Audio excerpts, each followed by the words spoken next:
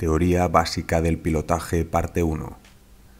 Pilotar, como muchas disciplinas, exige una parte de habilidad y otra de conocimiento.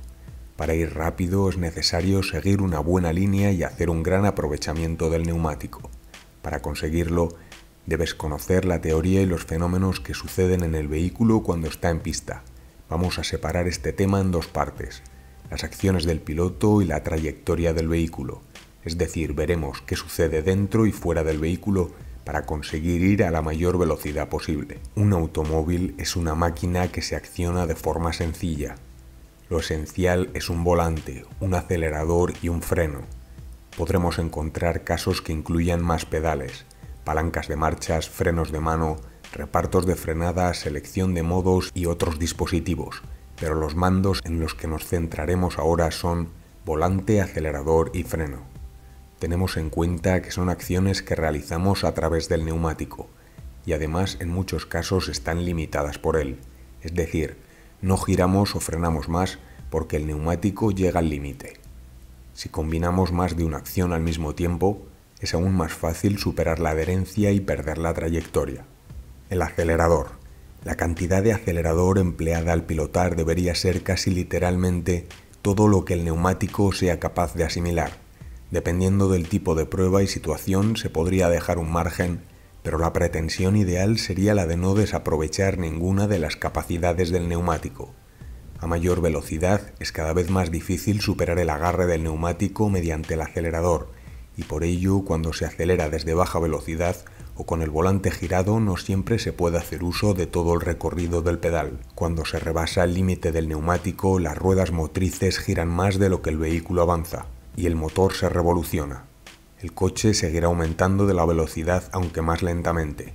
Se puede levantar parcialmente el acelerador para recuperar la adherencia o permitir que las ruedas patinen en marchas bajas, primera o segunda por ejemplo, ya que aunque patinando avancemos a menor velocidad, el desacelerar nos iba a suponer mayor pérdida de tiempo, y si tenemos mala suerte, será fácil volver a perder el agarre ya que en marchas bajas el motor hace mayor fuerza. En el freno lo ideal sería hacer el uso estrictamente necesario, usarlo con la mayor potencia que permitan los neumáticos, pero solo cuando haga falta frenar. La potencia del equipo de frenado es varias veces superior a la del impulsor en casi cualquier caso, y por eso hacer el uso óptimo de los frenos requiere gran precisión y sangre fría. Los pilotos acostumbran a dejar mayor margen en las frenadas que en las aceleraciones, donde es menos peligroso corregir un error. Al frenar, igual que al acelerar, podemos rebasar el límite de los neumáticos.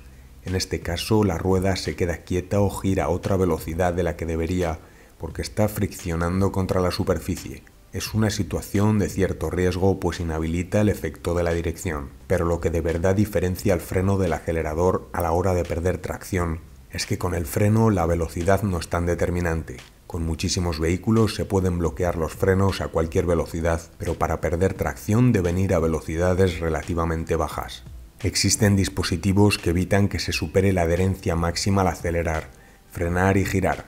Son el control de tracción y de estabilidad y los dispositivos ABS. Más adelante veremos cómo afectan al pilotaje. Si queréis saber cómo funcionan podéis verlos en los módulos de electrónica y frenos, pero de momento nos centraremos en la conducción sin ayudas. La directriz del freno es usarlo todo lo que los neumáticos acepten, pero esto no significa pisarlo descontroladamente. La frenada admisible por el neumático varía por varios factores. Por ejemplo, a alta velocidad, con una gran carga aerodinámica, este vehículo tiene mucho agarre. Puede pisar mucho el pedal sin bloquear, pero según va perdiendo velocidad, la carga cae en picado y tiene que ir liberando el pedal si no quiere bloquear. Entonces, con el freno parcialmente pisado, inicia una curva y según gira el volante acaba de soltar completamente el freno. Como vemos, la presión sobre el freno ha variado continuamente conforme a lo que el neumático era capaz de tolerar.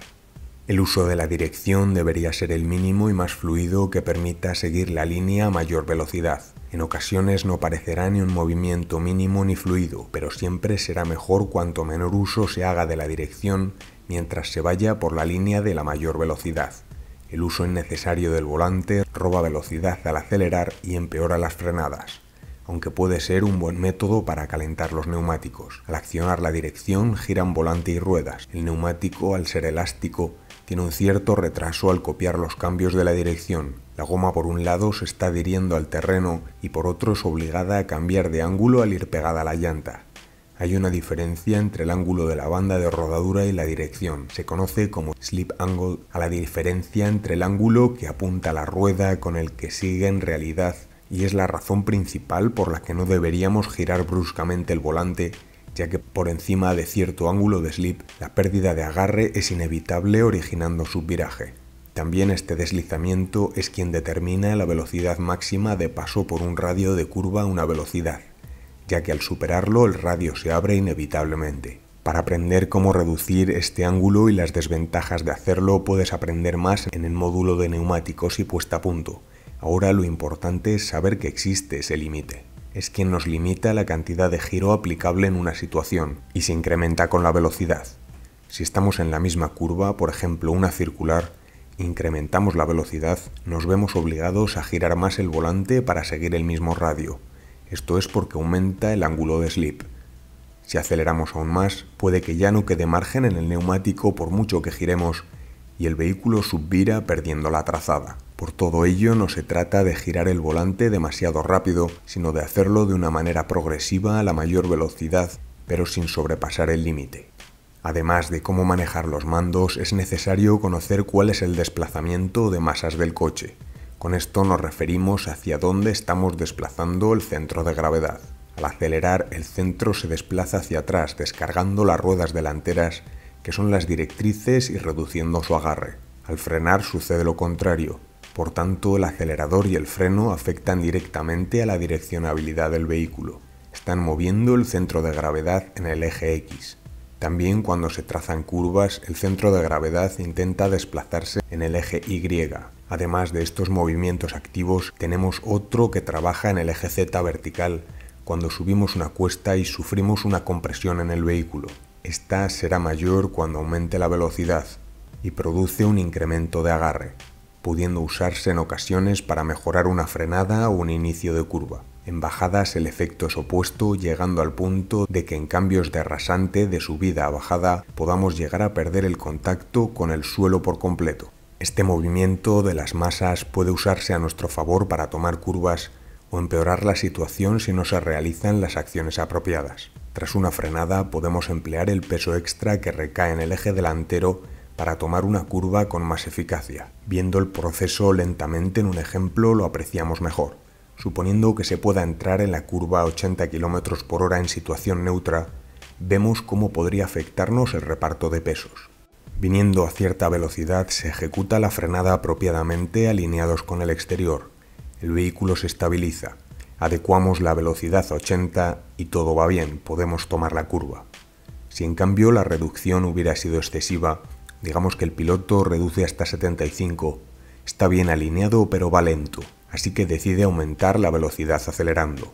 En ese caso el peso del vehículo se retrasa, perdiendo efecto la dirección y se ve incapaz de realizar la curva 80. Otro piloto tras él también se confunde, pero este reduce poco y se queda a 81, justo donde debería estar a 80. Ahora el desplazamiento de masas le carga la dirección, con lo que puede tomar la curva a los 81 que lleva. Lo esencial es que aunque se use el freno para el desplazamiento de masas, este no debería estar accionado cuando la dirección esté haciendo su mayor trabajo. Lo que nos permite ir más rápido es el peso desplazado, no el freno pisado. También el uso que hagamos del acelerador y dirección para controlar el peso de la máquina nos podrá ser de gran ayuda. Coordinar el desplazamiento de masas de un vehículo para poder hacer curvas a más velocidad es uno de los ejercicios más complejos que encontraremos y exige cierto grado de experiencia. Es un tema que trataremos más en profundidad. Hemos visto lo que debe hacer el piloto de forma general. En la segunda parte de esta teoría básica del pilotaje, nos vamos a enfocar en por dónde debe llevar el vehículo para obtener los mejores resultados. Muchas gracias por la atención y un saludo.